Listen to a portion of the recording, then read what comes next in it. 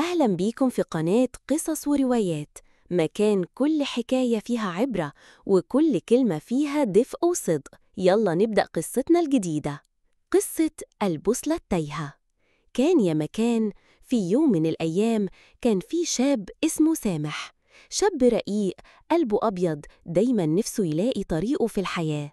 سامح كان دايما شايل معاه بوصلة صغيرة موروثها له جده، وكان بيقول: دي هتدلك على الطريق الصح مهما الدنيا لفت بيك. كل يوم الصبح سامح يفتح البوصلة، يبص فيها ويمشي وراها من غير ما يفكر، فاكر إنها دايما بتقوله الصح. بس بعد فترة اكتشف إنه كل مرة يوصل مكان يحس إنه مش مرتاح، حاسس إنه تايه وإن الطريق مش له، كأن قلبه مش مبسوط.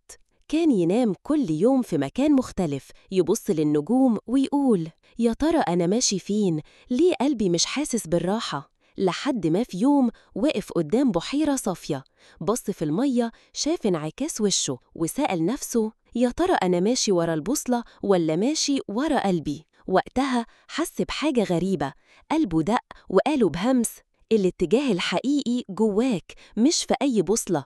اسمعني وأنا هوصلك لأجمل مكان. وقتها سامح قرر يرمي البوصلة وقال: أنا من النهاردة هسمع لقلبي، حتى لو الطريق طويل، حتى لو تعبت، بس المهم أوصل للمكان اللي يفرح روحي. ومن يومها سامح بدأ يمشي بحب، يكتشف، يغلط ويضحك، وأول مرة يحس إنه عايش بجد مش تايه. وبقى كل مكان يوصله حتى لو بسيط يحس فيه بفرحة، لأنه اختار الطريق بقلبه مش بالبوصلة. عبرة: الاتجاه الحقيقي جواك، مش في أي بوصلة.